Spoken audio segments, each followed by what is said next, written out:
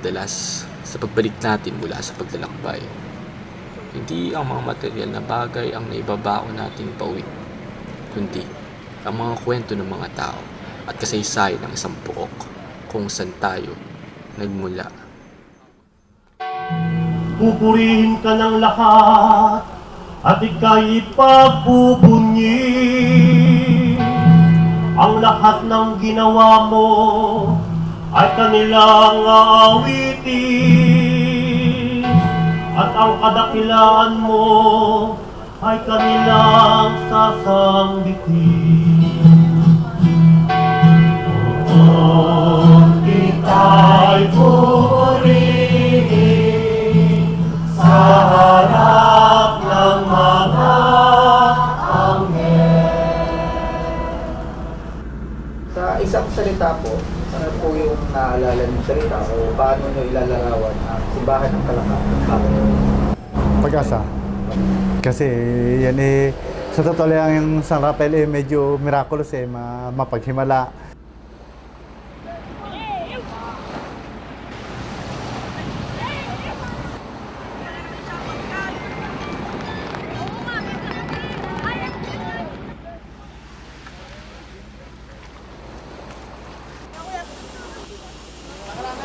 Ang aming Santo San Rafael, hindi basta nagmamalaki, ay milagroso.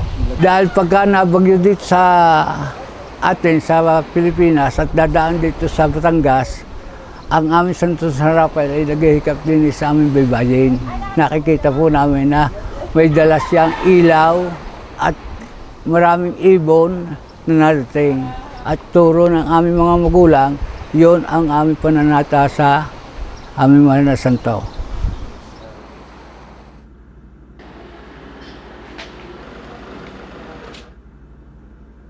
Dito kami lagi pumupesto sa, may tinatawag sila diyang Inanalangin sa Clolo, malapit sa altar, sa Inanalangin sa Clolo, kita mo yung San Rafael.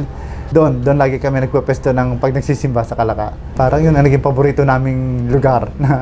Kung may mimisa yung pare, ramdam na ramdam yung presensya ng yung pag sermon, pakinig mo yung kanyang mga sinasabi. Ang bayan ng Kalaka sa Batangas ay tinatag noong May 10, 1835. Ito ay isang baybaying bayan na nakaugnay sa Balayan Bay, sa timog na bahagi ng Luzon. Maraming matatagpuan na lumang bahay na bato sa Kalaka, lalo na kung saan nakatindig ang simbahan. Isang patunay na mayamang kasaysayan ng komunidad. Tagapaghatid ng kagalingan, tagapag-ingat ng mga naglalakbay, at tagapamagitan ng iyong ama.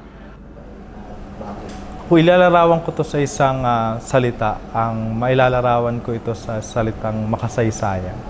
Kasi ang lugar na ito, yun nga ay dating baryo ng Balayan. 1836 ginawang parokya, at itong simbahang bato ay ginawa noong 1841. Kasi ang unang simbahan noong 1836 na kahoy na kubo lang ay nasunog. So nung nasunog, ay nilipat sa present na katayuan ngayon at gumawa ng kahoy pa rin na simbahan, pero nung 1841 ay naisipan nilang gumawa na ng batong simbahan. And ginawa itong simbahan from 1841 to 1861. So 20 years ginawa itong simbahan ng Kalaka. Ito pa rin yung structure, walang nabago. At makikita nyo naman sa loob ng simbahan yung mga original structures ng simbahan. Ito ay hango sa Baroque architecture. Dahil nga madami nang kailangan, napakaluma na ng simbahan, so nagkaroon tayo ng major renovation. Pero makikita pa rin natin that yung mga malaking parte pa rin ng simbahan ng preserve. Katulad nga ng ating kisame, na kailanman ay hindi ginalaw at hindi nagkaroon ng renovation or repainting ang ating kisame. Laging kasama ang tinatawag nating liturgical environment. Ang liturgical environment ay nakakatulong sa pagdadasal ng mga tao. Halimbawa, ikaw makakapagdasal ka ba sa isang simbahang madilim o hindi mo marinig ang sinasabi ng nasa unahan? Siyempre, parte ng liturgy ang dapat maayos din ang ating ilaw, maayos din ang ating loob, presko, hindi mainit, para mga tao hindi ma-distract din sa ating pagdiriwang. Ang Archdiocesan Shrine and Parish of St. Raphael the Archangel ay kabilang sa listahan ng mga simbahang nakatalaga bilang Jubilee Pilgrim Churches ng taong 2025. Ang makasaysayan na simbahan ay talagang dinadalaw ng mga manlalakbay mula sa iba't ibang bayan. Ito ay naging pundasyon na makulay na kasaysayan at kultura ng mga mananampalataya.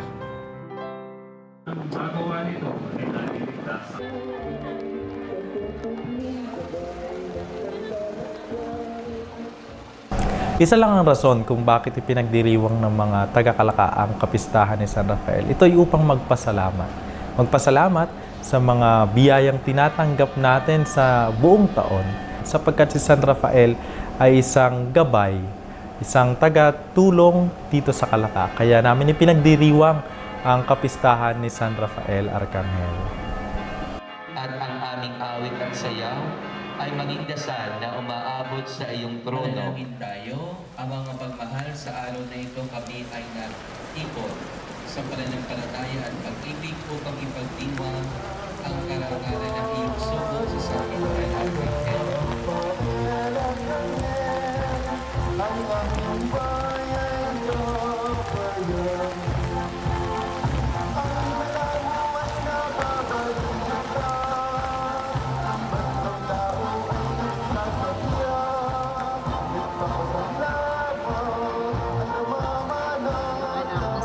Santa Maria, Ina ng Diyos, panalangin mo kami makasalanan.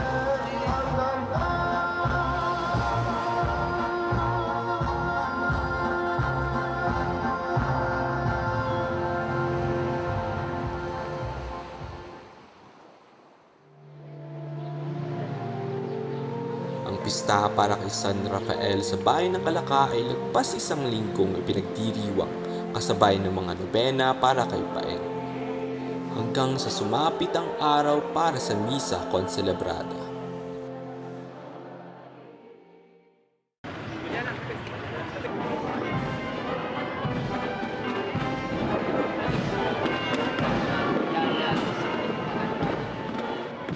Yun nga, pagka ikay sisimba, yayakagan mo mga apo at anak na ikakatulad niya, mag-birthday. E di paglabas, doon may istorya ang kasaysayan at ng San Rafael na yan ay milagroso. Hindi namin inuutosan yung mga bata na magsimba, kundi sinasamahan namin para sama-sama. Hindi, otoy, magsimba ka lang. Simba tayo. Dapat ganon. Nakikita ko na mas magiging malalim pa ang debosyon, hindi lamang ng mga taga-Kalaka, kundi ng mga karatig na probinsya or pambansa.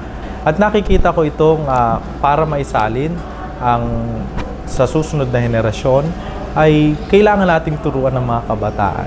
Alam naman natin, sabi ni Jose Rizal, ang kabataan ang pag-asa ng bayan. Pero ang simbahan ay naniniwala din, ang kabataan ang pag-asa ng simbahan.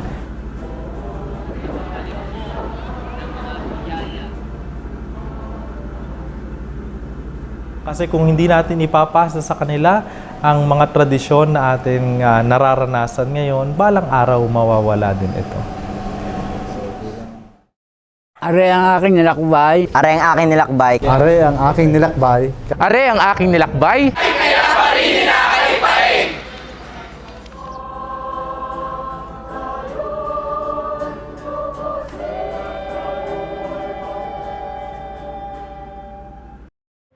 At ngayon, ang baon ko bilang manlalakbay ay ang kwento ng aking pagdalaw kay San Rafael.